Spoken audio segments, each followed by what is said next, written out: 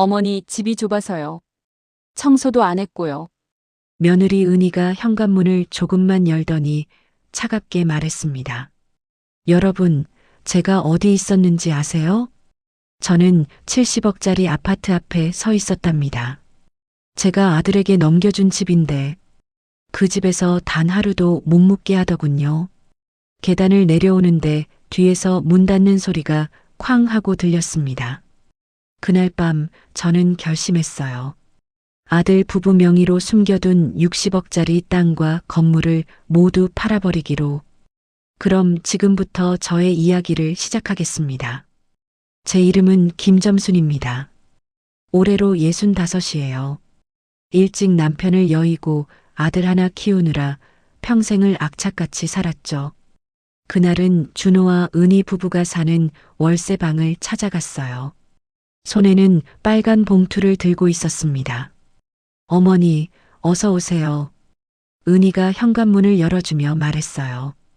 입가에는 미소가 걸려 있었지만 눈빛은 차가웠습니다. 준호 있니? 안에 있어요. 들어오세요. 좁은 방 안으로 들어가니 준호가 소파에 앉아 있었어요. 어머니, 무슨 일이세요? 준호가 벌떡 일어나며 물었습니다. 앉아라. 너희한테 줄 게 있다. 저는 소파에 앉으며 빨간 봉투를 꺼냈어요. 봉투 안에는 등기권리증이 들어 있었습니다. 어머니, 이게 뭐예요? 은희가 눈을 크게 뜨며 물었어요. 강남 아파트야. 재개발돼서 22평짜리가 45평이 됐어. 예. 준호가 소스라치게 놀라며 봉투를 받아들었습니다. 어머니, 이게 정말. 그래, 준호야. 너희들의 결혼 5주년을 맞아 엄마가 주는 선물이야. 그동안 잘 살아주어서 고맙다. 저는 아들의 얼굴을 바라봤어요. 준호의 눈에 눈물이 고였습니다. 어머니, 감사합니다.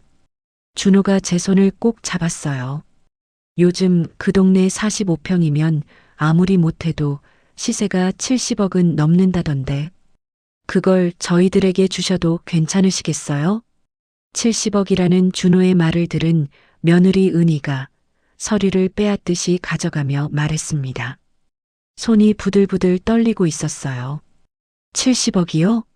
정말요? 그래. 너희가 이제 그곳에서 넉넉하고 행복하게 살아라.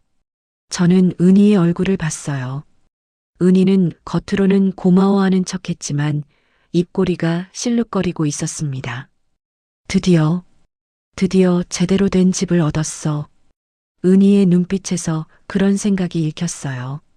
5년 전이나 지금이나 며느라이는 참 변한 게 없어서 제 마음 한구석이 씁쓸하기도 했지만 며느리도 자식인지라 기뻐하는 모습이 귀엽기도 했어요. 저는 40년 전이 떠올랐습니다. 남편이 세상을 떠나던 날, 돌도 안 된 준호를 업고 장례식장에 섰던 그날, 어떻게 살아야 하나. 막막했지만 아들을 보면 힘이 났어요. 그 아이는 제 인생의 의미였고 제가 살아야 할 이유였지요. 저는 무작정 동대문 시장으로 갔습니다. 떡볶이 장사를 시작했어요. 새벽에 일어나 장사 준비를 하고 레시피를 연구하며 차츰 단골 손님을 늘려나갔어요. 아주머니, 떡볶이 한 접시요. 네, 금방 나옵니다. 손님 한 명 한 명이 소중했어요. 1,000원, 2,000원, 그렇게 소중한 돈을 모아 평생 못 배운 내 한을 풀기 위해서라도 내 아들 준호의 교육만큼은 어느 부모 못지않게 뒷바라지하겠다고 다짐을 했습니다. 엄마, 배고파? 준호가 포장마차 한쪽에서 울먹이며 말했어요. 조금만 기다려라. 엄마가 금방 밥 해줄게. 그렇게 악착같이 살았던 40년이었답니다. 어머니, 언제 명예 이전하면 돼요? 은희의 카랑카랑한 목소리가 다시 저를 현실로 돌아오게 했어요. 다음 주에 법무사 가면 돼. 네, 알겠습니다. 은희가 환하게 웃었습니다. 하지만 그 웃음이 진심인지 아닌지 저는 알 수 있었어요. 일주일 후 아파트 명의 이전이 끝났습니다. 저는 은희에게 전화를 걸었어요. 은희야, 나 오늘 짐이 좀 많은데. 네, 어머니. 그 집에서 하룻밤만 묵을 수 있을까? 전화 너머로 침묵이 흘렀습니다. 어머니, 그게 은희의 목소리가 달라졌어요. 집이 좀 좁아서요. 청소도 안 했고 세상에 45평 아파트가 좁으면 도대체 어떤 집이 넓은 집이라고 할 수 있을까요? 은희는 계속해서 불청객을 대하듯이 변명을 늘어놓았어요. 손님용 이불도 없어요. 불편하실 것 같은데. 가슴 한켠이 답답했습니다. 아무리 싸가지가 없다고 해도 참으로 답이 없는 아이였습니다. 그래, 알았다. 저는 더 이상 말을 섞고 싶지 않아서 그냥 전화를 끊었어요. 준호가 옆에서 난처한 표정을 짓고 있다는 게 느껴졌습니다. 저는 혹시나 하면서 아파트로 직접 찾아갔어요. 어머니, 은희가 현관문을 조금만 열고 서 있었습니다. 아가, 그래도 내가 사준 집인데 하루쯤 어떻게 안 되겠니? 어머니, 정말 불편하세요. 다음에 청소하고 준비하면 모실게요. 은희가 손사래를 치며 말했어요. 은희야, 어머니, 저희도 신혼인데 좀 이해해 주세요. 알았다. 결혼한 지 5년이 지났는데 신혼이라니 혼자 사는 시어머니 염장을 지르는 것도 아니고 참 마음이 서글펐지만 저는 그냥 돌아섰습니다. 계단을 내려가는데 뒤에서 현관문 닫히는 소리가 들렸어요. 70억짜리 아파트. 제가 40년 동안 모은 돈으로 사준 집. 그 집에서 단 하루도 묵을 수 없는 내 자신이 참으로 서글펐습니다. 저는 좁은 원룸으로 돌아왔어요. 오래된 책장 뒤에 숨겨둔 서류철을 꺼냈습니다. 서류철 안에는 누런 등기부 등본들이 가득했어요. 강남 땅 한 필지, 마포 땅 두 필지, 용산 작은 건물 한 채, 모두 준호와 은희 명의로 되어 있었습니다. 10년 전부터 조금씩 증여해뒀어요. 시가로 따지면 70억 아파트는 비교도 안 될 재산일 텐데 지 복을 발로 차는 며느라이를 생각하며 쓸쓸하게 웃었어요. 70억 아파트만으로도 저렇게 달라지는데 이것까지 알면 그 아이가 어떤 반응을 보일지 안 봐도 뻔해 보였습니다.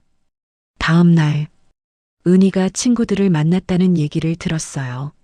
언니, 집 진짜 좋더라. 70억이래. 대박. 시어머니 짱이다. 짱은 무슨. 운 좋게 재개발된 거지 뭐. 저는 그 얘기를 시장에서 우연히 만난 이웃한테 들었습니다. 가슴이 아팠어요. 그날 저녁 준호한테서 전화가 왔어요. 어머니, 저희랑 같이 사세요. 괜찮아. 엄마는 여기가 편해. 하지만 은희가 싫어하잖아. 어머니, 은희는 제가 잘 설득할 테니까 이리로 오세요. 점점 연세도 드시고 혼자 지내시는 거 너무 걱정이 돼요. 괜찮다니까. 나 혼자 사는 거 익숙해. 걱정 마. 엄마 걱정이 가득한 아들의 전화를 끊고 창밖을 봤습니다. 밤하늘에 별이 떠 있었어요. 단칸방, 지하방에 살면서도 우리 아들과 함께 행복했던 지난 날들이 주마등처럼 스쳐갔습니다. 이제는 다 지난 옛일이구나 싶으니 그리움인지 회한인지 모를 눈물이 차올랐습니다. 그래도 우리 착한 준호, 그 존재만으로도 저는 괜찮았습니다. 진심으로 두 아이들이 그저 잘 살기만 하면 그것으로 되는 거니까요. 하지만 저도 이제는 냉정해져야겠지요. 저는 다시 서류철을 꺼냈습니다. 오랜 친구 만식이 생각났어요. 만식이는 40년 전 동대문 시장에서 같이 장사하던 친구랍니다. 지금은 부동산 중개업을 하지요. 핸드폰을 들고 만식이한테 전화를 걸었어요. 만식아, 나 점순이야. 오, 김점순. 오랜만이다. 잘 지내지? 내일 시간 있어? 만나자. 그래, 어디서? 내 사무실로 내가 갈게. 알았어. 전화를 끊고 서류철을 가방에 넣었습니다. 이제는 결단을 내려야 할 때였어요. 70억 아파트 하나 줬다고 저렇게 달라지는데 남은 재산은 이제 제가 알아서 정리하고 단도리를 해야겠다 생각했어요. 저는 창밖을 보며 그리운 아들의 이름을 불러보았습니다. 준호야, 이제부터 엄마가 너를 제대로 가르쳐야겠구나. 밤하늘의 별은 속절없이 빛나던 그러나 한없이 외로운 밤이었습니다. 다음 날 오후 저는 만식이의 부동산 사무실을 찾아갔어요. 점순아, 어서 와. 만식이가 반갑게 손을 흔들었습니다. 오랜만이다. 그러게. 몇 년 만이야? 저는 의자에 앉으며 가방에서 서류철을 꺼냈어요. 이게 뭔데? 만식이가 궁금한 표정으로 물었습니다. 좀 봐줘. 서류철을 열자 만식이의 눈이 커졌어요. 이게 강남 땅? 마포 땅? 응. 점순아, 이거 지금 시가가 얼마인 줄 알아? 만식이가 서류를 하나하나 넘기며 말했습니다. 50억은 넘을걸? 50억? 이건 60억도 넘어. 만식이가 책상을 탁 치며 말했어요. 근데 명의가 왜 아들이랑 며느리야? 10년 전에 조금씩 증여해뒀어. 아들 부부는 알아? 저는 고개를 저었습니다. 몰라. 나만 관리하고 있어. 만식이가 한숨을 쉬었어요. 점순아, 이거 큰일인데. 왜? 명의는 아들 앞으로 되어 있잖아. 너 나중에 문제 생기면 어떡해. 괜찮아. 언제든 처분할 수 있게 준비만 해줘. 저는 만식이를 똑바로 봤어요. 지금 당장은 아무것도 하지 마. 그냥 지켜만 보자고. 알았어. 근데 무슨 일 있어? 만식이가 걱정스럽게 물었습니다. 저는 70억 아파트 이야기를 꺼냈어요. 하룻밤도 못 묵게 한 며느리 이야기를. 뭐, 내가 사준 집인데 너를 그따위로 대했단 말이야? 만식이가 눈을 부릅뜨며 소리쳤습니다. 그래. 정말 싸가지가 바가지인 인간 말종이네. 그러니까 이제 지켜볼 거야. 그 아이가 어떻게 나오는지. 만식이가 고개를 끄덕였어요. 알았어. 내가 도와줄게. 사무실을 나오는데 핸드폰이 울렸습니다. 순자였어요. 점순아, 나 순자야. 순자야. 오랜만에 듣는 목소리에 가슴이 뛰었어요. 어떻게 지내? 잘 지내지. 너는? 나도 잘 지내. 있잖아. 순자의 목소리가 신났습니다. 다음 주에 정숙이랑 같이 만나자. 옛날 시장터에서. 좋아. 저는 오랜만에 환하게 웃었어요. 같은 시각, 은희는 고급 카페에 앉아 있었습니다. 언니, 이번엔 진짜 대박이야. 은희가 친구들에게 핸드폰을 보여줬어요. 다단계 사업 설명의 안내문이었습니다. 5천만 원만 투자하면 지사장이 된대. 진짜? 대박. 언니, 나도 할래. 친구들이 눈을 반짝이며 말했습니다. 그럼 다음 주에 같이 가자. 은희가 웃으며 커피를 마셨어요. 저녁 무렵 준호가 퇴근해서 집에 돌아왔습니다. 은희야, 나왔어. 응. 은희가 거실에서 핸드폰만 보고 있었어요. 뭐 봐? 아, 그냥. 은희가 황급히 핸드폰을 감췄습니다. 은희야.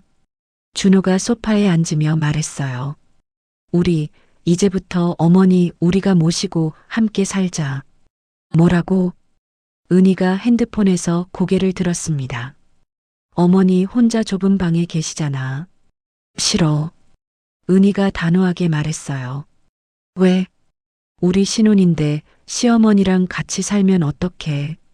하지만 당신 어머니 요양원 알아봐. 뭐라고? 요양원? 준호의 눈이 커졌습니다. 어머니 아직 건강하신데 무슨 요양원이야. 그럼 계속 혼자 사시라고. 은희가 방으로 들어가 버렸어요. 준호는 소파에 주저앉았습니다. 머리를 감싸 쥐었어요. 저는 그날 밤 원룸에서 낡은 사진첩을 꺼냈습니다. 준호가 초등학교 때 쓴 편지가 나왔어요. 엄마 사랑해요. 엄마 덕분에 저는 행복해요. 어린 준호의 글씨. 눈물이 핑 돌았습니다. 그때는 가난했어도 행복했는데 저는 사진을 가슴에 품었어요. 며칠 후 은희가 은행에 갔습니다. 아파트 담보대출 받고 싶은데요. 네, 얼마나 필요하신가요? 5천만 원이요. 공동명의시라 남편분 동의서가 필요합니다. 은행 직원이 서류를 내밀었어요. 남편이 출장 중이라서요. 제가 대신 안 됩니다. 반드시 본인 서명이 필요해요. 은희가 입술을 깨물었습니다. 어떡하지? 은희는 준호 몰래 서류를 가져왔어요. 도장도 몰래 찍었습니다. 다음 날 은행에서 준호한테 전화가 왔어요. 여보세요? 박준호 고객님이시죠? 네. 아파트 담보대출 건으로 확인 전화드렸습니다. 예. 무슨 대출이요? 준호가 깜짝 놀라며 물었습니다. 5천만 원 대출 신청하셨잖아요. 저 신청 안 했는데요. 준호가 소리쳤어요. 확인 부탁드립니다. 전화를 끊고 준호가 집으로 달려갔습니다. 은희야. 문을 벌컥 열고 들어갔어요. 왜 그래? 은희가 깜짝 놀라며 물었습니다. 대출이 뭐야? 내 허락도 없이. 그게 설마 다단계 때문에? 준호가 은희의 어깨를 잡았어요. 아니야. 거짓말하지 마. 친구들한테 다 들었어. 은희가 준호의 손을 뿌리쳤습니다. 당신이 뭔데 내 일에 간섭해. 간섭이 아니라 걱정이야. 두 사람의 목소리가 커졌어요. 저는 그날 우연히 시장에서 은희를 봤습니다. 새로 시작한 신흥 다단계 설명회 건물로 들어가는 걸 봤어요. 저 아이가 저러다 큰일 나겠구나. 가슴이 답답했습니다. 그날 밤 준호한테서 전화가 왔어요. 어머니, 목소리가 울먹였습니다. 왜 그래? 은희가 다단계에 빠졌어요. 그래. 어떡하죠? 준호야. 저는 차분하게 말했어요. 너희가 해결해야지. 하지만 이번만큼은 너희 스스로 해결해봐. 어머니, 힘내라. 엄마는 너를 믿는다. 전화를 끊고 저는 서류철을 꺼냈습니다. 만식이한테 전화를 걸었어요. 만식아. 응, 점순아. 본격적으로 시작하자. 준비해줘. 저는 창밖을 봤습니다. 별이 반짝이고 있었어요. 어떻게 하는 것이 그 아이들을 위한 참된 길일까요? 제 마음을 위로하는지 유난히도 밤별이 밝은 밤이었습니다. 2주 후 저는 동대문 시장 예터를 걸어가고 있었어요. 재개발로 고층 빌딩이 들어선 그 자리. 점순아. 뒤에서 익숙한 목소리가 들렸습니다. 만식아. 만식이가 정장 차림으로 서 있었어요. 여기서 뭐해? 그냥 옛날 생각나서. 저는 빌딩을 올려다봤습니다. 여기가 우리 포장마차 자리였잖아. 맞아. 새벽마다 떡볶이 끓이던 곳. 만식이가 옆에 섰어요. 점순아, 차나 한잔하자. 근처 찻집에 앉았습니다. 저는 차를 마시며 고개를 끄덕였어요. 점순아. 만식이가 목소리를 낮췄습니다. 증여 취소할 수 있어. 명의만 아들 앞으로 되어 있고 관리는 내가 했으니까. 그래. 변호사 소개해 줄까? 아직은 괜찮아. 저는 창밖을 봤어요. 조금만 더 지켜보자. 같은 시각. 은희는 다단계 본사에 있었습니다. 축하드립니다. 본부장이 은희에게 꽃다발을 건넸어요. 드디어 지사장이십니다. 감사합니다. 은희가 환하게 웃었습니다. 투자금은 다 모으셨죠? 네, 5천만 원 준비했어요. 좋습니다. 그럼 계약서에 은희가 서류에 도장을 찍었어요. 주변 사람들이 박수를 쳤습니다. 은희는 핸드폰을 꺼내 친구들한테 문자를 보냈어요. 나 지사장 됐어. 너희도 빨리 투자해. 일주일 후, 준호가 회사 동료한테 이상한 말을 들었습니다. 준호야, 내 와이프 조심해. 왜? 그 다단계. 사기래. 뭐? 준호가 의자에서 벌떡 일어났어요. 경찰 조사 들어갔대. 뉴스 안 봤어? 준호가 급히 핸드폰을 켰습니다. 뉴스 기사가 떴어요. 손이 떨려 번호를 제대로 누를 수가 없었습니다. 안 돼. 준호가 집으로 전화를 걸었어요. 은희야. 왜? 당장 집에 있어. 내가 지금 간다. 잠시 후 준호가 아파트 현관문을 벌컥 열고 들어갔습니다. 은희야. 거실에 은희가 바닥에 주저앉아 울고 있었어요. 뭐야, 왜 그래? 돈이. 은희가 떨리는 손으로 핸드폰을 보여줬어요. 문자가 수십 개 와 있었습니다. 언니, 돈 돌려줘. 사기꾼. 경찰 신고할 거야. 당장 2천만 원 돌려내. 이게 뭐야? 준호가 핸드폰을 떨어뜨렸어요. 내가 친구들한테 투자를 권유했어. 얼마나? 2억 원. 은희가 바닥에 엎드려 울었습니다. 준호가 벽에 기댔어요. 다리에 힘이 풀렸습니다.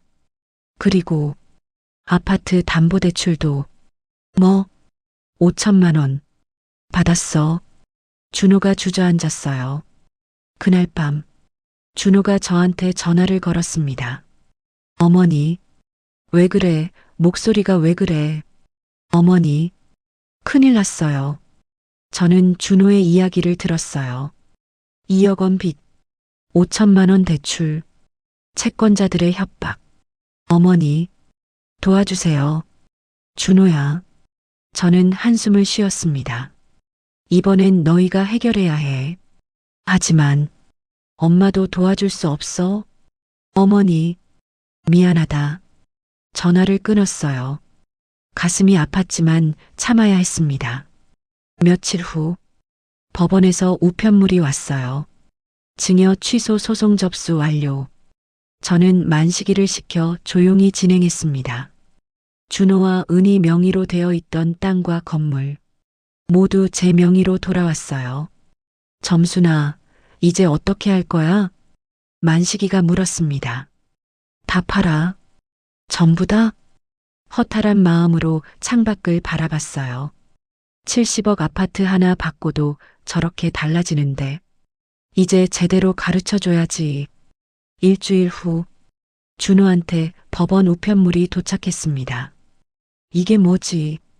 준호가 봉투를 뜯었어요. 등기부등본 변경 통지. 서류를 보는 순간 준호의 얼굴이 하얗게 질렸습니다. 은희야. 왜? 이것 봐. 은희가 달려왔어요. 강남 땅? 마포 땅? 이게 뭐야? 우리 명의로 되어 있던 거래. 우리 명예? 두 사람이 서류를 다시 봤습니다. 소유자가 바뀌어 있었어요. 김점순, 어머니. 준호가 주저앉았습니다. 시어머니가 우리한테 이렇게 큰 재산을. 은희도 바닥에 주저앉았어요. 60억? 60억이나. 그런데 다 회수하셨어. 준호가 서류를 바닥에 떨어뜨렸습니다. 그날 저녁 준호가 제 원룸을 찾아왔어요. 똑똑똑 문 두드리는 소리가 들렸습니다. 문을 열었어요. 준호가 문 앞에 무릎을 꿇고 있었습니다. 어머니, 일어나라. 죄송합니다. 정말 죄송합니다. 준호가 눈물을 흘렸어요. 들어와. 준호를 안으로 들였습니다. 앉아라. 어머니, 제가 제가 얼마나 어리석었는지 준호가 고개를 들지 못했어요. 아파트 하나 받고 저희가 교만했습니다. 알아. 어머니께서 그렇게 큰 재산을 저희 명의로. 그래. 10년 전부터 조금씩 넘겨뒀지. 근데 이제 다 회수했어. 네. 너희한테 더 이상 재산 줄 생각 없다. 준호가 고개를 떨궜습니다. 어머니께서 마련해 주신 아파트에서 단 하룻밤도 못 지내시게 하고 저는 찻잔을 탁자에 놓았어요. 요양원 가라던 그 말 들었을 때 내 가슴이 얼마나 아팠는지 아니? 죄송합니다. 준호야. 저는 아들을 봤어요. 엄마가 마지막으로 한 번만 도와줄게. 어머니, 은희 빚 정리해 줄 테니까. 준호가 고개를 들었습니다. 70억 아파트도 팔아라. 예. 작은 집으로 이사가. 검소하게 살아. 돈이 많다고 행복한 게 아니야. 어머니, 이제 알겠니? 준호가 눈물을 닦았습니다. 네, 알겠습니다. 그날 밤, 저는 만식이한테 전화를 걸었어요. 만식아, 용산 건물 팔아줘. 알았어. 금매로 내놓으면 한 달 안에 팔릴 거야. 고마워. 3주 후, 용산 건물이 팔렸습니다. 3억 원. 저는 준호를 불렀어요. 어머니, 부르셨어요? 준호가 원룸문을 열고 들어왔습니다. 얼굴이 많이 수척해졌어요. 이거, 저는 통장을 내밀었습니다. 이게 뭐예요? 3억? 은희 빚 갚아라. 어머니, 통장을 받아준 준호의 손이 떨렸습니다. 어머니, 이 돈 어디서? 평생 모은 돈 좀 있어. 저는 차를 따랐어요. 준호야, 잘 들어. 네. 70억 아파트도 팔아. 예. 작은 집으로 이사가. 서울 외곽이면 좋겠다. 준호가 입술을 깨물었습니다. 남는 돈은 앞으로 검소하게 살아가는 미천으로서. 어머니, 죄송합니다. 미안해할 필요 없어. 이게 너희한테 내가 주는 마지막 선물이야. 저는 준호의 손을 잡았어요. 이제부터는 너희가 스스로 살아가야 해. 네, 알겠습니다. 그날 저녁, 은희가 제 원룸을 찾아왔습니다. 똑똑똑, 문을 열었어요. 은희가 문 앞에 무릎을 꿇고 있었습니다. 어머니, 일어나거라. 죄송합니다. 정말 죄송합니다. 은희가 얼굴을 들지 못했어요. 눈이 퉁퉁 부어 있었습니다. 들어와라. 은희를 안으로 들였어요. 앉아라. 어머니, 은희가 울먹이며 말했습니다. 그동안 제가 얼마나 오만했는지 알아. 저는 찻잔을 은희 앞에 놓았어요. 70억 아파트 받고 제가 달라졌어요. 그래, 어머니를 무시했습니다. 은희가 바닥에 이마를 댔어요. 용서해 주세요. 제발, 고개 들어라. 은희가 천천히 고개를 들었습니다. 은희야, 저는 며느리를 똑바로 봤어요. 앞으로 어떻게 살 거니? 검소하게, 열심히 살겠습니다. 말만 그러면 안 돼. 네, 행동으로 보여드리겠습니다. 저는 차를 마셨어요. 믿어볼게. 감사합니다. 어머니, 며칠 후, 저는 동대문 시장 근처의 작은 식당에서 순자와 정숙이를 만났습니다. 세 사람이 반가워하는 얼굴로 둘러앉았어요. 40년 만이네. 순자가 저를 위아래로 훑어봤습니다. 많이 늙었다. 너도. 우리는 웃었어요. 그래, 요즘 어떻게 지내? 정숙이가 물었습니다. 저는 그동안의 이야기를 꺼냈어요. 70억 아파트 이야기, 며느리 이야기, 숨겨뒀던 재산 이야기. 뭐, 내가 그렇게 큰 부자였어? 순자가 눈이 휘둥그레졌어요. 아무한테도 안 말했어. 정숙이가 고개를 끄덕였습니다. 근데 며느리가 너한테 정말 너무했다. 순자가 안타까운 표정을 지으며 위로하듯 말했어요. 괜찮아. 이제 깨달았으니까. 그래고 나 있잖아. 이번에 작은 식당을 하나 해볼까 해. 식당? 응. 떡볶이 장사. 40년 전처럼. 오. 정수기가 손뼉을 쳤습니다. 좋다. 나도 할래. 나도. 순자도 손을 들었어요. 그럼 셋이서 하자. 저는 환하게 웃었습니다. 40년 전 그때처럼. 좋아. 세 사람이 손을 맞잡았어요. 2개월 후, 준호와 은희는 아파트를 팔고 서울 외곽 작은 빌라로 이사했어요. 여보, 얼추 다 끝난 것 같지? 은희가 땀을 닦으며 말했습니다. 고생했어. 준호가 은희의 등을 토닥였어요. 우리 이제부터 새롭게 다시 시작하자. 응. 은희가 고개를 끄덕였습니다. 우리 이제부터 어머니께 제대로 효도하자. 그래. 그날 저녁, 저는 원룸에서 낡은 사진첩을 봤어요. 40년 전 동대문 시장 사진. 떡볶이 포장마차 앞에서 웃고 있는 제 모습 다시 한번 해보자. 그 옛날처럼 재미있게. 저는 고생스러웠지만 보람 있었던 그날을 생각하며 누렇게 바랜 옛날 사진을 가슴에 꼭 품었습니다. 다음 날, 만식이가 찾아왔어요. 점수나 상가 하나 찾았어. 어디? 동대문 시장 근처. 좀 작은데 위치도 좋고 상태도 괜찮아. 보러 가자. 동대문 시장 골목, 작고 아담한 장소였어요. 여기야. 만식이가 문을 열었어요. 세월이 흔적으로 많이 낡았지만 전체적으로 깨끗했습니다. 괜찮네. 좋다. 저는 상가를 둘러봤어요. 여기서 떡볶이 장사하면 되겠다. 고마워, 만식아. 천만에. 옛날 생각나서 나도 좋아. 일주일 후, 순자와 정수기가 상가에 왔습니다. 와, 여기 좋다. 순자가 손뼉을 쳤어요. 그치? 우리 여기서 장사하자. 좋아. 세 사람이 청소를 시작했습니다. 점수나 간판은 뭐로 할까? 정수기가 물었어요. 옛날 떡볶이. 어때? 좋아. 나도 찬성. 우리는 웃으며 청소를 계속했어요. 어느 토요일 오후, 준호와 은희가 상가를 찾아왔습니다. 어머니, 왔니? 저는 앞치마를 두르고 있었어요. 어머니, 저희도 도와드릴게요. 은희가 앞치마를 꺼냈습니다. 괜찮아. 아니에요.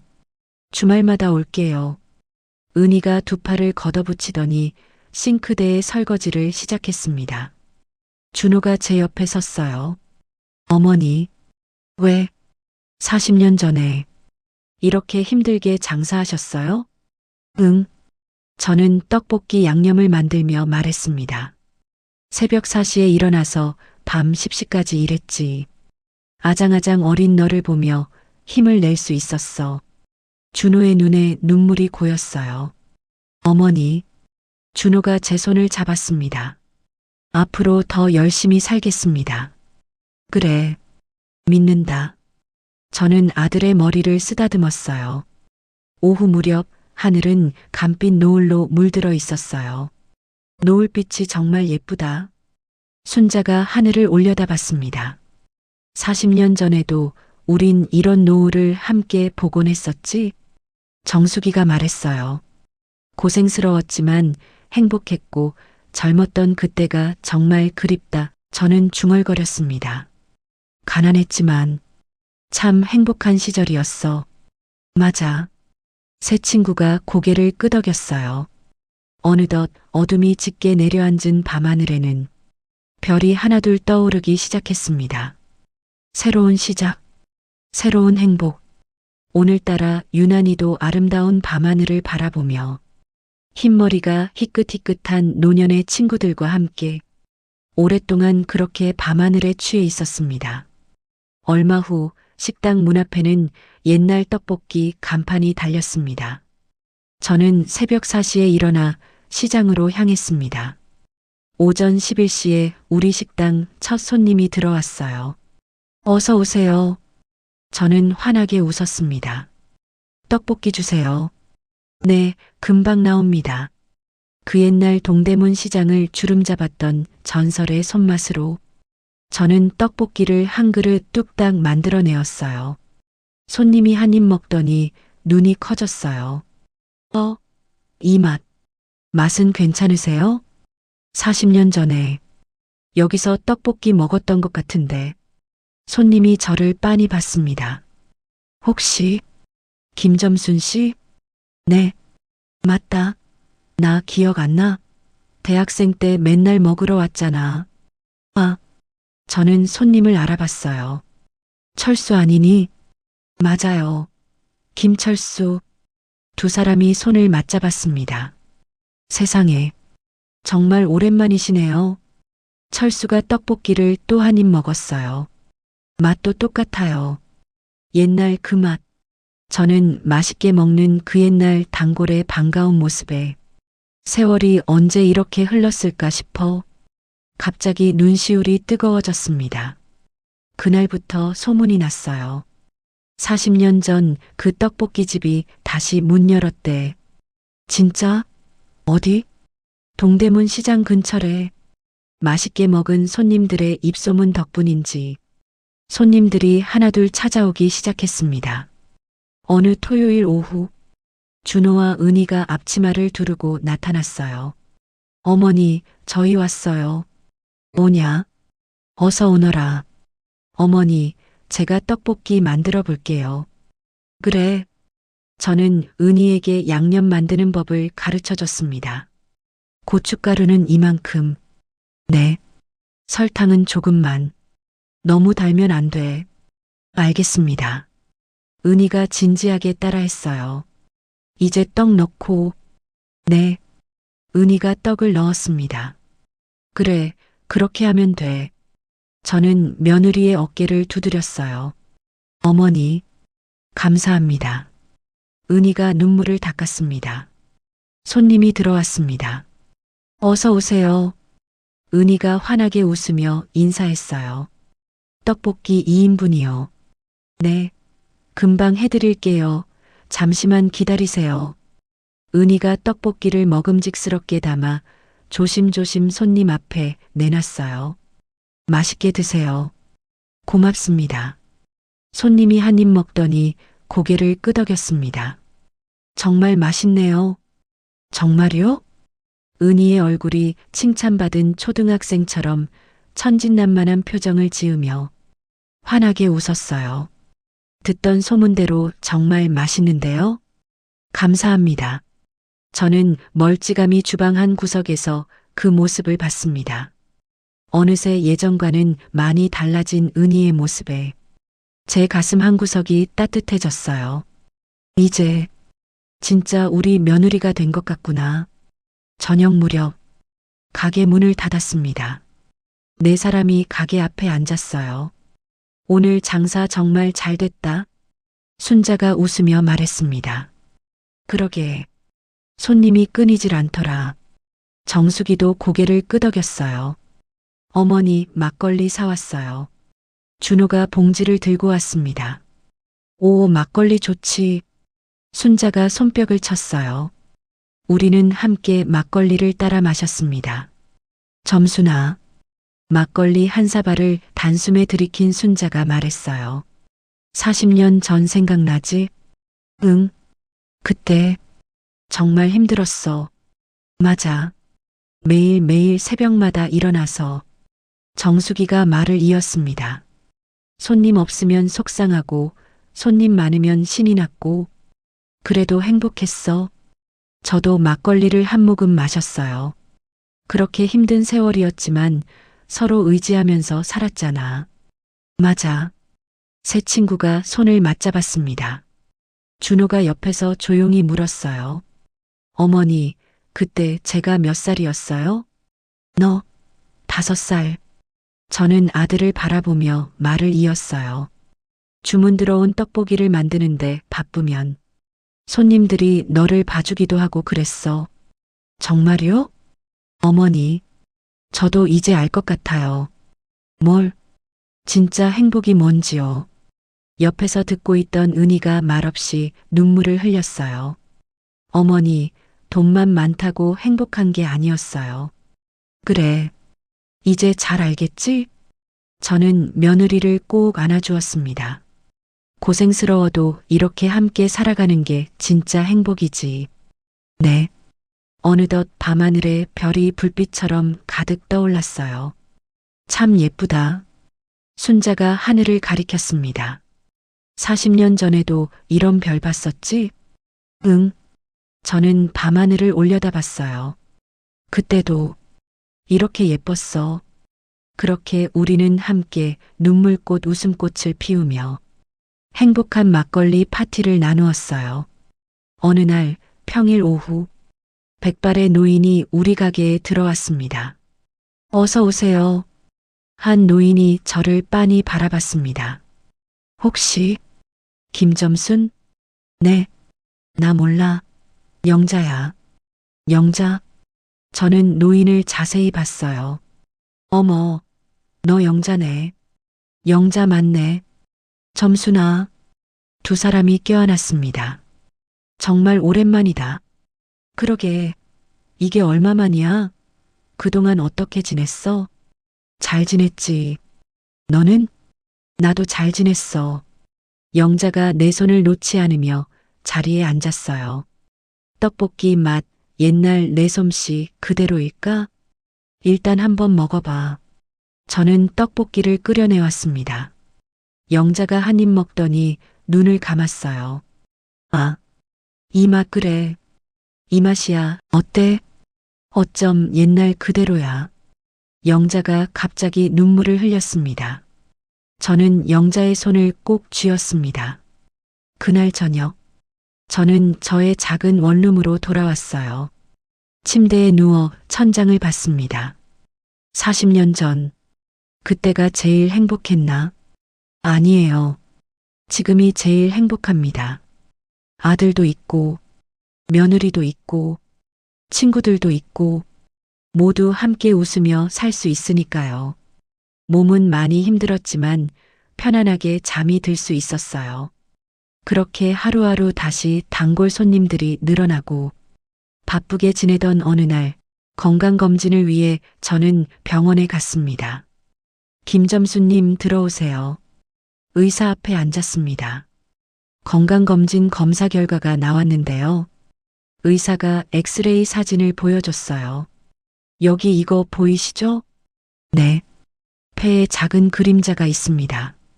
그림자요? 의사가 가리키는 컴퓨터 화면을 바라보며 가슴이 철렁했어요. 아무래도 정밀 검사를 받아보셔야 할 것 같습니다. 되도록이면 빨리 확인하는 게 좋습니다. 저는 알 수 없는 불안감에 휩싸인 채 병원을 나왔습니다. 다리에 힘이 없었어요. 아직 할 일이 많은데. 집으로 돌아와 차분히 생각했습니다. 아직 준호와 며느라이한테는 말하지 않기로 했어요. 그리고 제발 별일이 아니기만을 바라며 쉽게 잠들지 못했어요. 며칠 후 가게에서 분주히 일을 하고 있을 때였습니다. 점순아, 괜찮아? 순자가 걱정스럽게 물었어요. 응, 왜? 너 요즘 안색이 안 좋아 보여. 괜찮아. 좀 피곤해서 그래. 장사도 좋지만 너무 무리하지 마. 지금 가장 소중한 건 내 몸이야. 힘들면 좀 쉬엄쉬엄 해.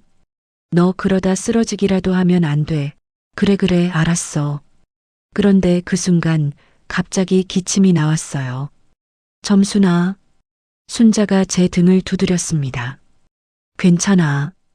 괜찮아. 손으로 입을 가렸어요. 물 좀 마셔. 정수기가 물을 가져왔습니다. 고마워. 병원에 가보자. 아니야, 괜찮아. 점순아, 나 걱정돼. 순자가 제 손을 잡았어요.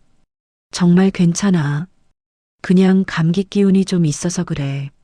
저는 걱정스런 눈빛으로 나를 바라보는 순자를 바라보며 웃어 보였습니다. 그날 저녁 식당 문을 닫고 집으로 가는데 쓰러질 것만 같았어요. 벽을 잡고 겨우겨우 걸었습니다. 제 집에 도착해서는 문을 열고 들어가자마자 쓰러졌습니다.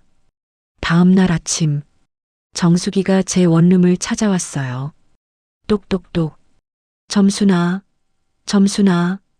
정숙의 다급한 목소리에도 저는 대답을 할 수가 없었습니다. 점순아, 문 열어. 정수기가 더 요란스럽게 문을 두드렸어요. 그때 저는 몸을 질질 끌다시피 간신히 일어나 문을 열었어요. 점순아. 정수기가 놀라며 곧바로 저를 부축했습니다. 왜 이래? 얼굴이 왜 이렇게 하얘? 정수가 안 되겠다. 일단 병원에 가자. 싫어. 안 돼. 가야 해. 정수기가 급하게 부른 택시를 타고 병원에 갔습니다. 엑스레이를 찍고 혈액 검사도 다시 했어요. 보호자 계세요? 검사를 마친 의사가 정수기를 바라보며 물었습니다. 저는 친구예요. 가족분한테 연락하세요. 정밀 검사를 좀 더 진행해야 합니다. 정수기가 곧바로 준호한테 전화를 걸었어요. 30분 후 연락을 받은 준호가 헐레벌떡 뛰어왔습니다. 어머니, 준호야. 놀란 표정으로 준호가 제 손을 잡았어요. 금방이라도 눈물이 터질 것 같은 얼굴이었어요. 괜찮아, 준호야, 괜찮긴요. 의사 선생님은 뭐래요? 조직 검사 해봐야 한대. 정수기가 대신 대답했습니다. 조직 검사요? 준호의 얼굴이 하얗게 변했어요. 설마, 아직 모르는 거야. 걱정하지 마. 저는 떨고 있는 듯한 아들의 손을 꼭 잡으며 위로해 주었습니다. 며칠 후 조직 검사 결과가 나왔어요. 의사가 준호와 저를 불렀습니다. 검사 결과가 나왔습니다. 어떻습니까? 준호가 불안해하는 목소리로 물었어요. 다행입니다. 악성이 아니라 양성 종양입니다. 양성이요? 네. 아직 암은 아닙니다. 그나마 다행이라는 듯한 표정과 함께 준호가 주저앉았습니다. 하지만 수술은 하셔야 합니다. 수술이요? 네. 아무리 양성이라도 종양은 종양이고 또 계속 커지면 위험하니까요. 알겠습니다. 준호가 말 잘 듣는 학생처럼 고개를 끄덕였어요. 어머니 수술하세요. 그래, 선생님 말씀대로 그렇게 하자. 저는 그렇게 대답을 하면서도 가슴 한구석이 답답해옴을 느꼈습니다. 아직은 갈 수 없어. 할 일이 많아. 그날 밤 며느라이가 병원에 왔어요. 어머니, 아가 왔니? 어머니, 걱정 많이 했어요. 은희가 제 손을 잡으며 울먹였습니다. 괜찮아, 괜찮아. 그냥 양성이래. 그래도 수술하셔야 한다면서요. 은희가 계속 울먹이는 목소리로 말했어요. 이제 막 정신 차리고 효도하려고 했는데.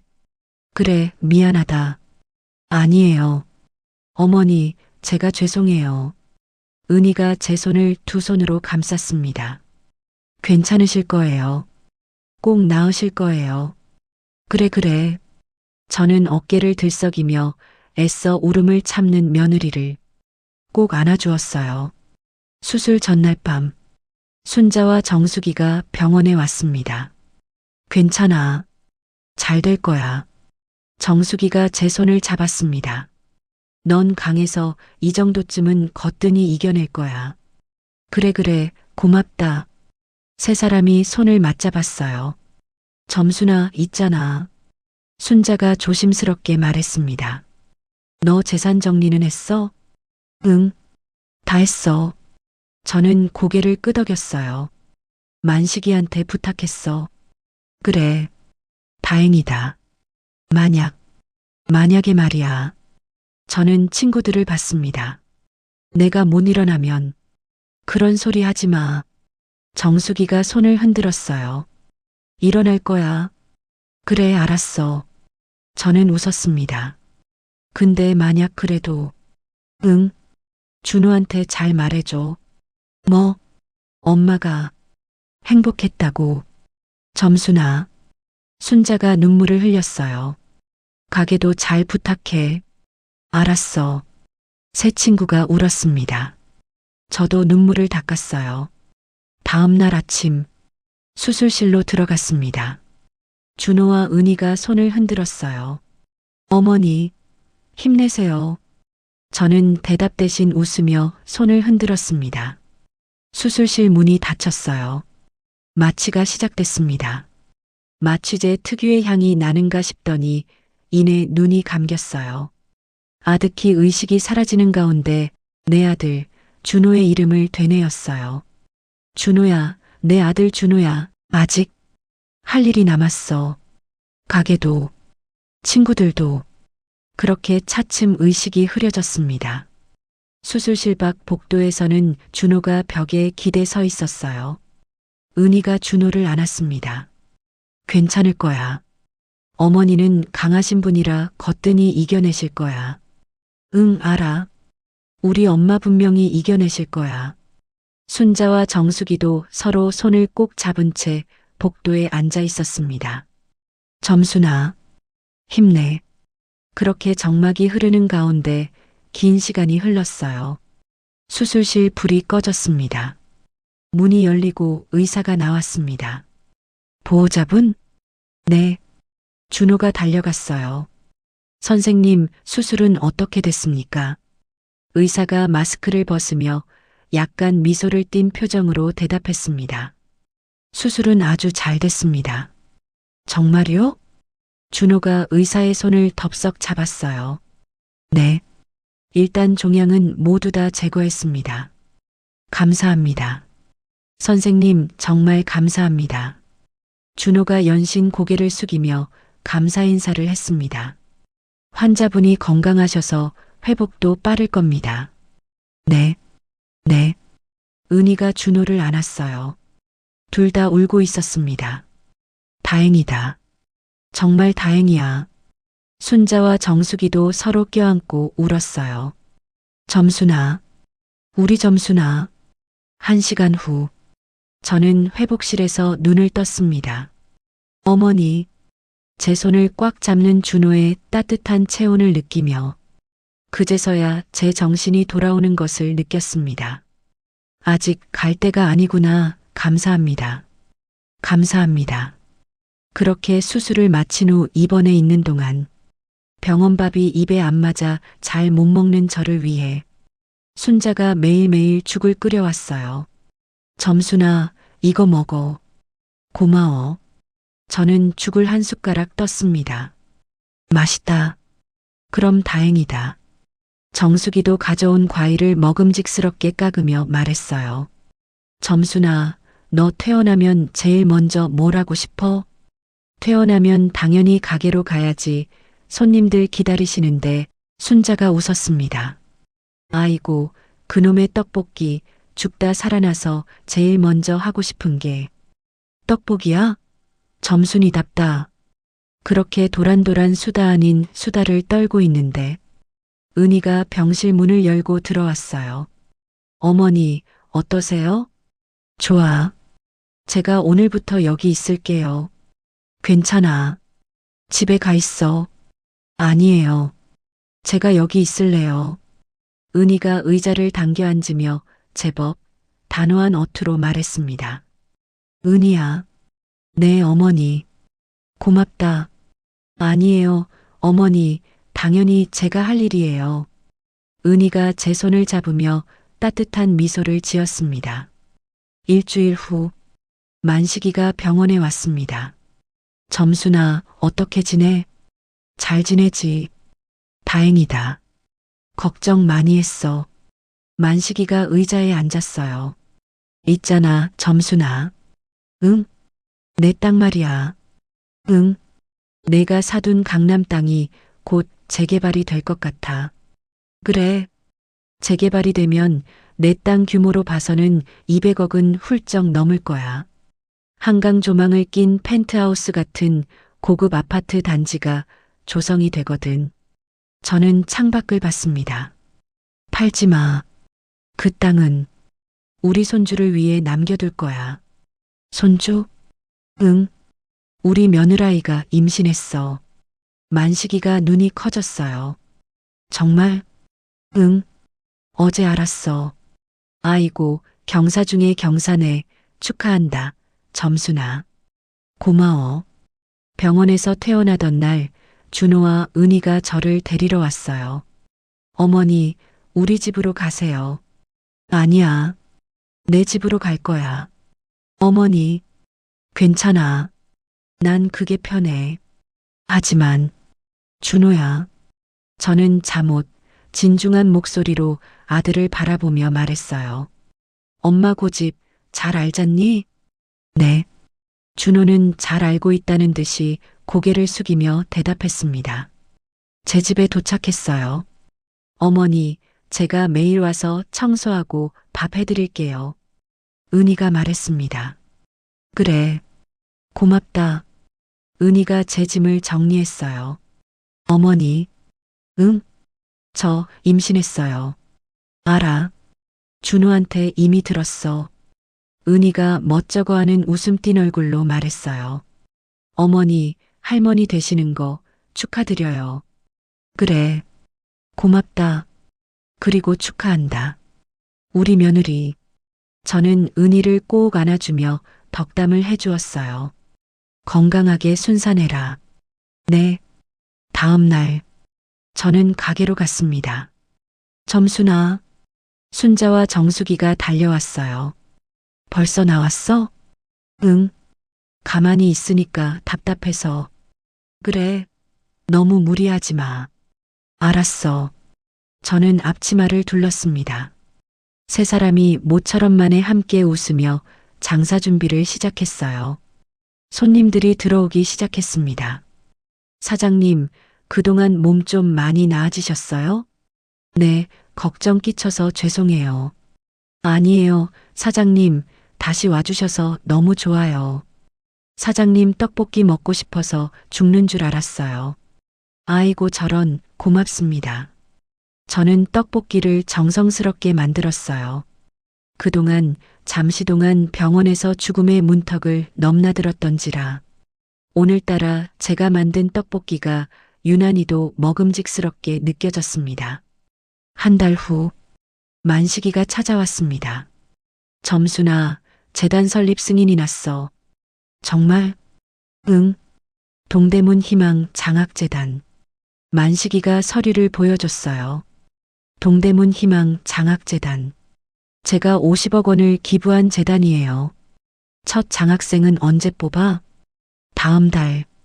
첫 장학생이니까 많이 도와줘야지. 그럼 며칠 후 장학재단 사무실. 저는 만식이와 함께 서류를 봤어요. 신청자가 50명이나 돼. 맞네. 다 어려운 집 아이들이야. 저는 서류를 한 장 한 장 넘겼습니다. 이 아이는 아버지가 돌아가시고 어머니 혼자 키우신데 20명 정도 뽑자. 그런데 점수나 그러려면 예산이 좀 빡빡할 텐데. 내가 더 낼게. 만식이가 제 손을 잡았어요. 고맙다, 점수나. 한 달 후 장학증서 수여식. 20명의 아이들이 모였어요. 축하합니다. 저는 한 명 한 명에게 장학증서를 건네주었습니다. 감사합니다. 장학증서를 받아든 한 여자아이가 눈물을 흘리며 인사를 했어요.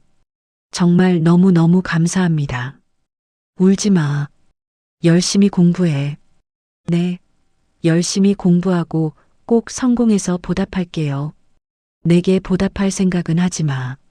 나중에 성공하면 너처럼 어려운 사람을 도와주면 돼. 네. 수여식이 끝난 후 준호가 제게 다가왔습니다. 어머니, 정말 대단하세요. 엄지척 손가락을 들며 환하게 웃는 아들을 바라보며 저도 저절로 입가에 미소가 지어졌어요. 그날 저녁 우리는 식당에서 모두 모였습니다. 순자, 정숙이, 준호, 은희. 5사람이 둘러앉았어요. 오늘 수고했어, 점순아. 순자가 말했습니다. 고마워. 정말 감동스러웠어. 장학금을 받는 아이들이 행복해하는 모습들이 애잔하면서도 다행이다 싶은 마음이 들더라. 좋은 부모와 좋은 환경을 만났더라면 저 아이들의 표정이 얼마나 밝았을까 싶은 마음이 들었어. 마치 우리들 어린 시절 같기도 해서 자꾸만 눈물이 났어. 정숙이도 고개를 끄덕이며 말을 덧붙였어요. 그래, 그래도 요즘 아이들은 학교에서도 사회에서도 여러 종류의 장학금이라는 혜택을 받게 되니 참 좋은 세상이지. 우리 시절에는 장학금은 커녕 배골치 않는 것만으로도 감사한 시대였잖아. 부모가 어려운 시절이었으니 어린 우리들도 굳은 일, 험한 일 가리지 않고 악착같이 일하며 돈을 벌어야 했고, 맞아. 저도 같이 맞장구를 쳤어요. 나도 그렇게 가난하고 힘들게 살아서인지 아직도 나는 돈 쓰는 방법을 몰라. 신발 한 켤레, 몸빼바지 하나도 쉽게 사지질 않아. 과연 돈이 뭔가 싶어? 우리는 한참 동안을 그렇게 힘겨웠던 옛날을 회상했어요. 순자와 정숙이 돌아간 후 며느리가 맛있는 김밥을 만들어 왔어요. 어머니, 시장하시죠? 은희가 김밥과 오뎅 국물을 냈습니다. 어머, 이거 정말 내가 만들었니? 네. 어떠세요? 잘했다. 정말 맛있어. 은희가 만든 김밥만큼이나 따뜻하고 행복한 시간이었습니다. 그렇게 다사다난했던 1년이 지나가는 어느 날, 저는 새벽같이 일어나 시장에 갔어요. 점순 씨, 오늘도 일찍이네요. 네, 재료 사러 왔어요. 요즘 장사 잘 되시죠? 덕분에요. 떡을 사고, 어묵을 사고, 가게로 돌아와 준비를 시작했어요. 어머니, 뒤에서 은희의 목소리가 들렸습니다. 뭐냐? 왔니? 네. 은희가 아기를 안고 들어왔어요. 6개월 된 우리 손주, 서준이가 왔어요. 우리 서준이 할머니 보러 왔어? 저는 손주를 안았습니다. 까꿍. 서준이가 나를 보며 환한 눈웃음으로 웃었어요. 이 세상에서 아기의 눈웃음만큼이나 예쁜 것이 또 있을까요? 손주를 내 품에 안겨준 은희가 앞치마를 꺼냈습니다. 오늘은 제가 떡볶이 만들게요. 어머니는 서준이하고 놀기만 하세요. 그래. 그럼요. 이제 자신 있어요. 레시피 안 봐도 그냥 할 수 있어요. 은희가 양념을 만들기 시작했어요. 저는 구석에 앉아 손주를 안고 있었습니다. 서준아, 할머니가 옛날에 말이야. 너희 아빠를 업고 장사를 했단다. 갓난이 손주는 마치 다 안다는 듯이 제 얼굴을 어루만졌어요. 그때는 힘들었지만 내 아빠 때문에 정말 행복했어. 지금은 더 행복해. 우리 서준이가 이렇게 할미 곁에 있어줘서 저는 지아빠를 쏙 빼닮은 손주를 꼭 안아주었습니다. 마치 세월을 거슬러 올라 그 옛날 어린 갓난이었던 서준이를 품에 안았던 그 시절로 되돌아간 것만 같았어요. 눈물 났어요. 행복한 눈물이었죠. 남편 떠나보내고 제 슬픔이 가시기도 전에 짊어져야 했던 삶의 무게, 모질게도 가난했고 지독히도 추웠지만 아들의 존재로 행복했던 세월이었어요. 열심히 성심껏 떡볶이를 만들어내는 며느리를 기특한 마음으로 바라보며 모처럼 저는 손주와 함께 잠시 쉬고 있었습니다. 오전 11시가 되자 여느 때처럼 손님들이 들어오기 시작했어요. 어서 오세요. 은희가 환하게 웃으며 손님들을 맞았습니다. 떡볶이 3인분이요. 네, 금방 나옵니다. 은희가 이제는 제법 숙련된 솜씨로 떡볶이를 담아 손님 앞에 내놨습니다. 맛있게 드세요. 손님이 한 입 먹더니 눈이 커졌어요. 맛 더 좋아졌는데요? 정말요? 네. 사장님이 바뀌셨어요? 아니에요. 우리 며느리가 만들었어요. 손주와 놀고 있던 저는 어깨 너머로 들리는 대화에 얼른 끼어들었어요. 저는 손님에게 눈짓으로 은희를 가리키며 말했습니다. 며느리 분 솜씨가 대단하시네요. 맛있게 드셔주셔서 감사합니다. 은희가 멋쩍은 듯한 미소를 띠며 인사를 했어요. 저는 그 모습을 보며 흐뭇했습니다. 이제 진짜 우리 며느리가 되었구나. 오후 3시경에는 지역 신문 기자가 왔어요. 김점순 사장님이시죠? 네. 그런데요. 저 인터뷰를 좀 하고 싶은데요. 인터뷰라니 무슨 인터뷰요? 동대문 희망 장학재단 설립하신 김점순님 맞으시죠? 아이고, 그건 저는 기자에게 손사래를 쳤습니다. 그건 그냥 조용히 하고 싶어요. 하지만 많은 분들이 감동받으셨어요. 아이고, 그냥 넘어가 주세요. 별일 아니에요. 기자가 아쉬운 표정으로 말을 이으며 부탁을 했습니다. 알겠습니다. 그 대신 사진 한 장만 촬영할 수 있을까요? 아이고, 안 돼요. 저는 두 손으로 다시 한번 손사래를 치며 거절했습니다. 저녁 무렵 준호가 퇴근해서 왔어요. 어머니, 저 오늘 회사에서 팀장으로 승진했어요. 정말 축하한다, 내 아들. 저는 어느덧 장성한 아들의 어깨를 두드렸어요. 준호가 눈시울을 붉혔습니다. 엄마 고마워요. 그리고 너무 늦게 철들어서 정말 죄송해요. 무슨 소리야. 너처럼 착한 아들이 세상에 또 어디 있다고. 세상에서 우리 아들만큼이나 착한 아들 있으면 나와보라 그래. 그 갓난 아기였던 작은 핏덩이가 언제 이렇게 컸을까요? 세월에게 물으며 나는 아들을 꼭 안아주었습니다. 따뜻한 행복이었습니다.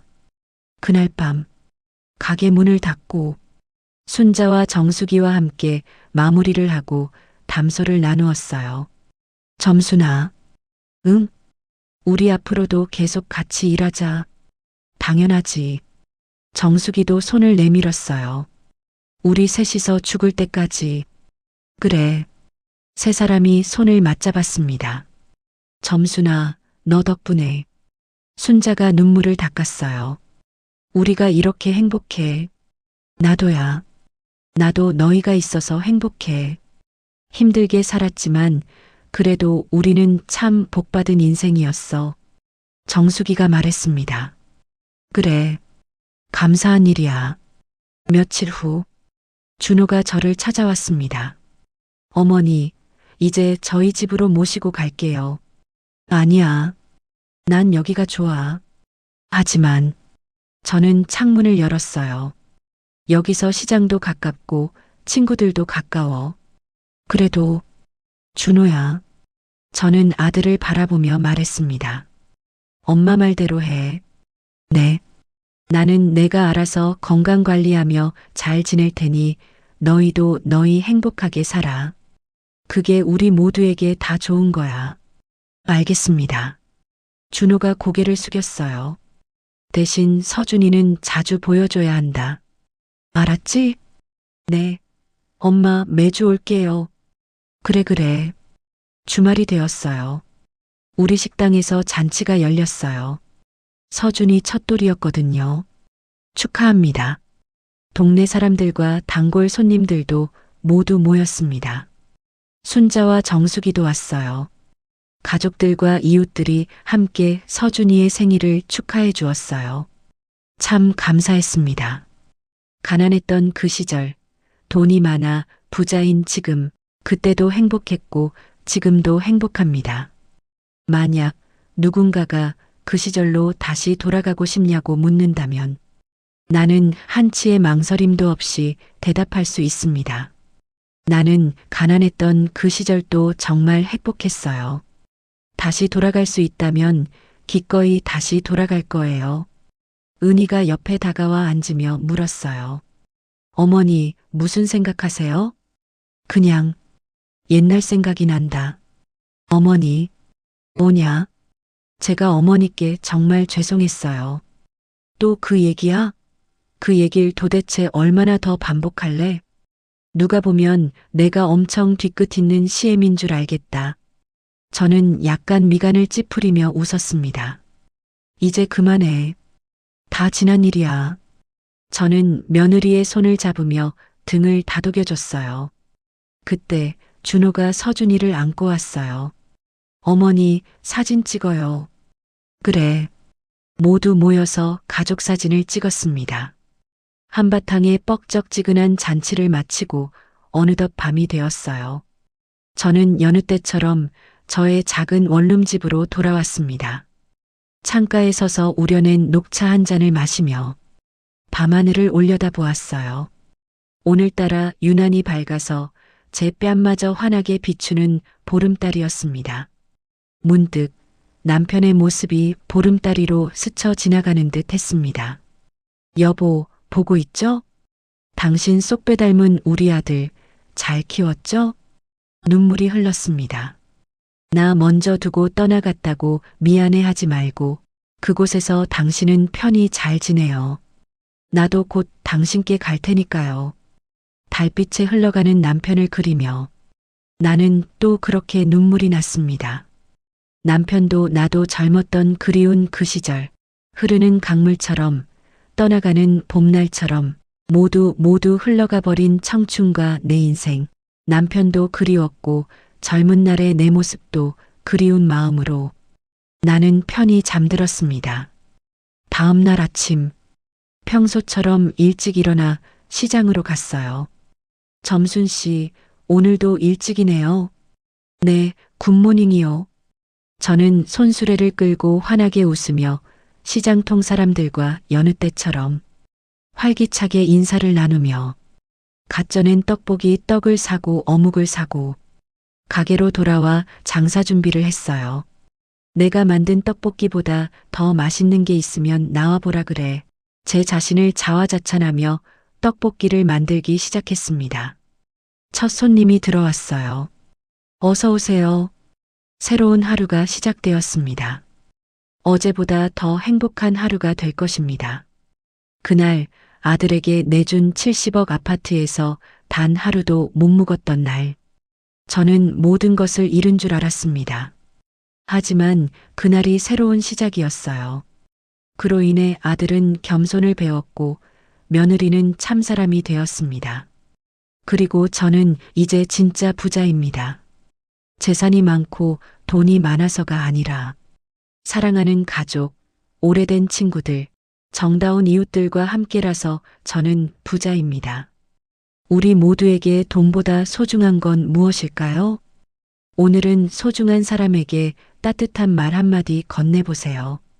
가족이거나 친구들이거나 이웃이거나 사랑의 말 한마디, 전화 한 통 걸어보세요. 여러분의 마음이 먼저 행복해질 겁니다. 오늘 저의 이야기를 끝까지 들어주셔서 감사합니다.